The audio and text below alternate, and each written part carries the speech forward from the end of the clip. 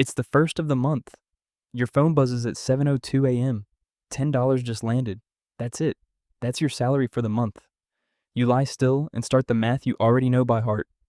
Somewhere on the other side of the world, another phone buzzes. Same morning, same sound, $1 million. He doesn't check it. He's still asleep. Two phones, two lives, and every life in between, starting with yours. Level 1, $10 a month. You're 24. You live where the work is, a village 2 hours from a city you've visited 4 times. Most of what keeps you alive never touches money. You grow some of your food. You trade labor for the rest. The $10 is the cash part of your life, the part that passes through your hands. And every coin has a job before it arrives. $3 for rice and beans, 2 for cooking oil, $1.50 for phone credit, because the phone is not a luxury, it's the only door out. $1 for soap.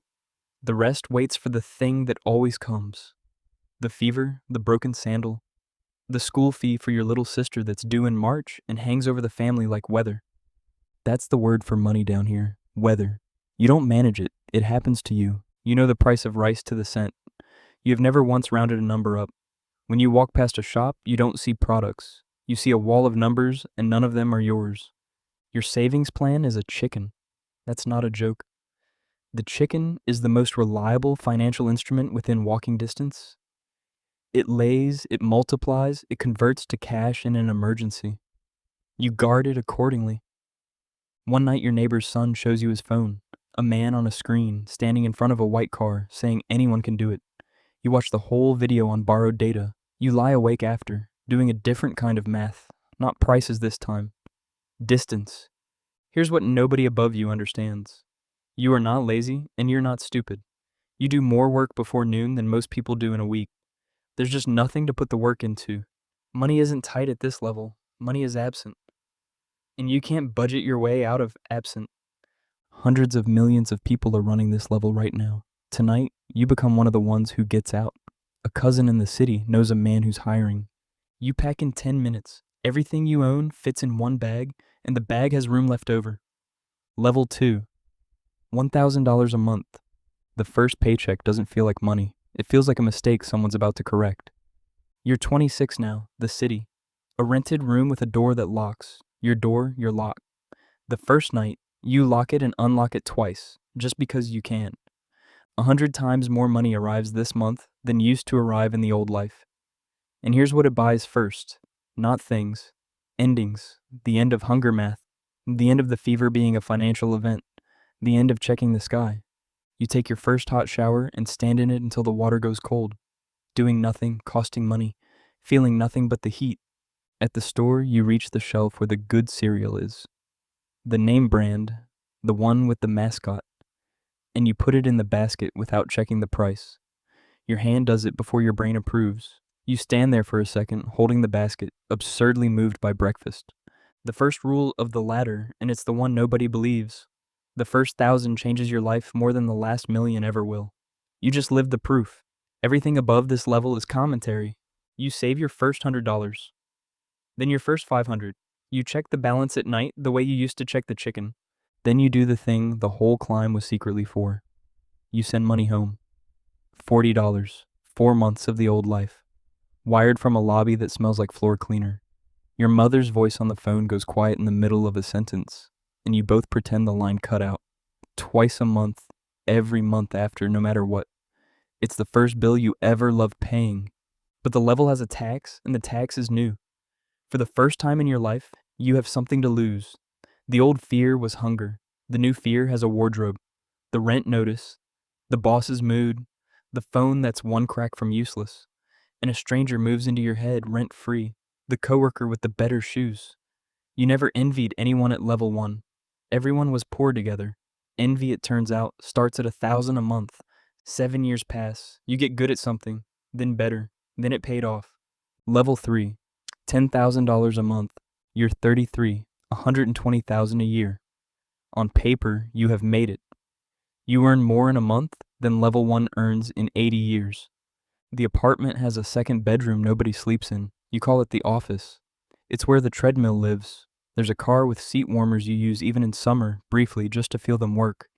You buy your first real watch, Nothing insane. A steel omega.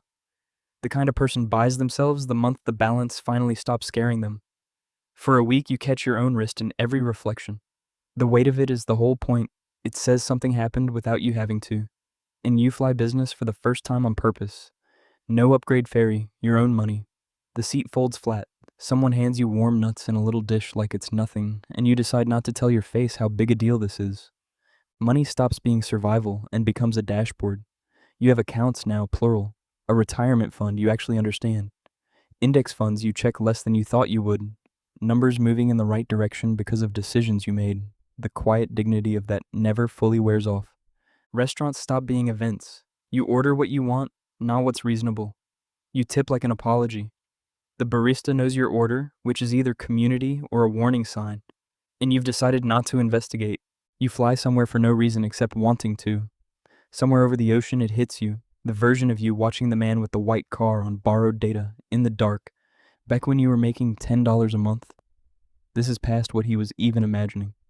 You've overshot your own dream. So why doesn't it feel finished? Here's the tax at this level.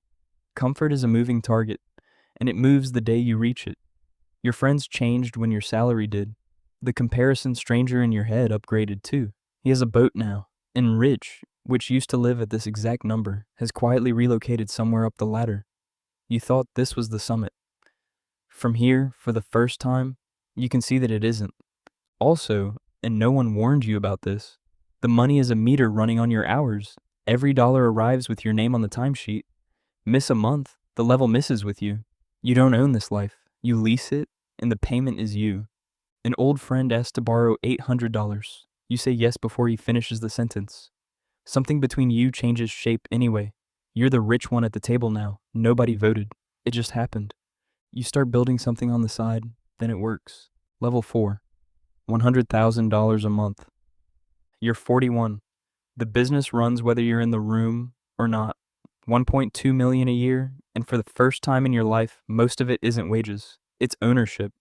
The meter came off your hours. This is the level where money starts making money in amounts you can watch.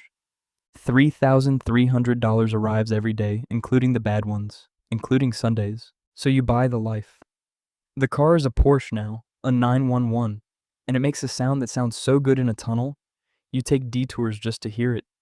There's a Rolex on your wrist, a Daytona, cold and heavy and stupidly satisfying, and a second watch in a drawer you can't fully explain owning. Your clothes have names, a Tom Ford jacket that fits like it was grown on you, a Hermes belt whose buckle alone cost what you cleared in a month back at level 2, cashmere so soft it's almost embarrassing to wear on a Tuesday. There's a second home now, somewhere with a view, where you go to relax and mostly answer email. First class stopped being a splurge and quietly became the default. You turn left on the plane without thinking about it. It's glorious, genuinely. You earned it, it shows, and every mirror agrees. This is the fantasy, fully paid for, exactly as it was advertised. Prices go silent. Not cheap. Silent. You stop knowing what things cost, not because you're careless, but because knowing stopped paying. The grocery total could double, and you would not notice for a year. Somewhere in the house, there is a room, specifically for wrapping presents. You have never wrapped a present. There's an accountant now, and a lawyer, and an entity with your initials that owns the things you used to own directly.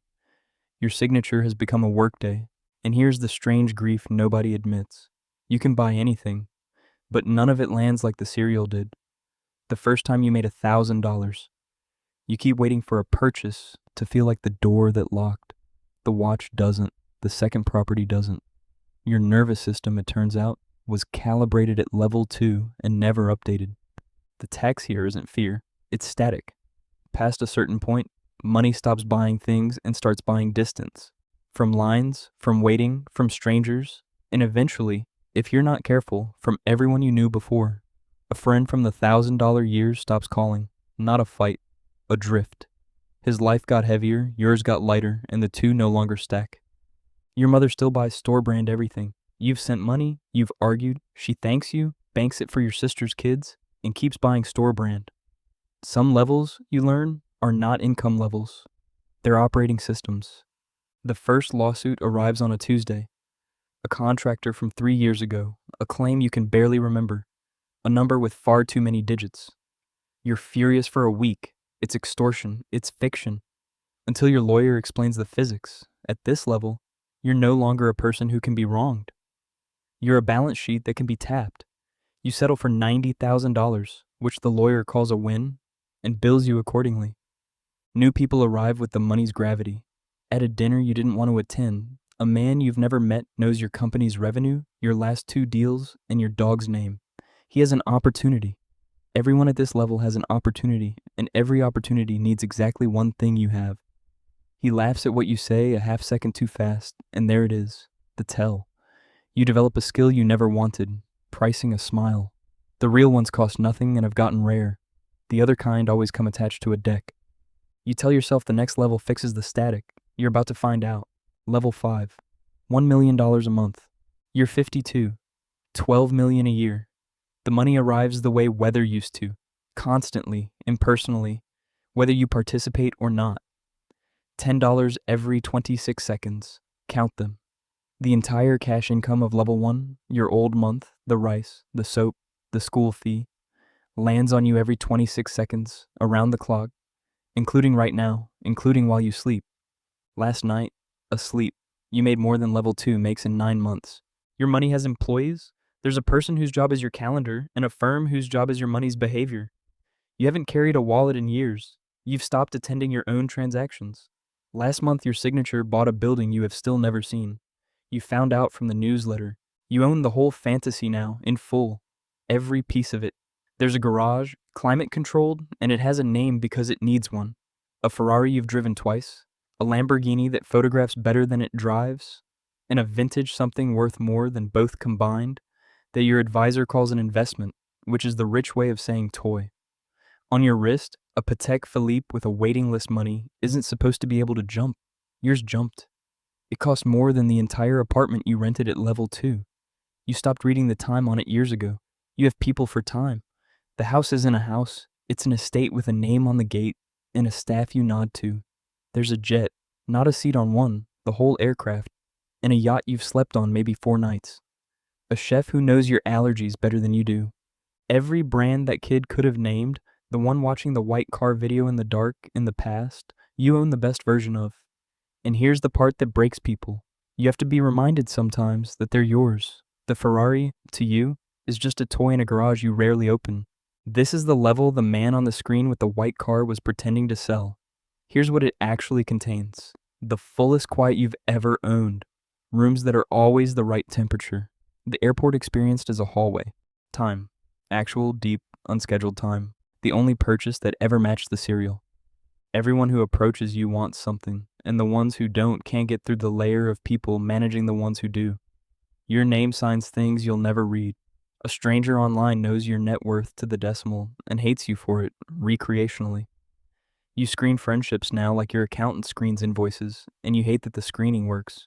You can tell no one the truth of how this feels, because complaining from here is obscene, and you know it, because you remember the price of rice. So the truest sentence you own goes permanently unsaid.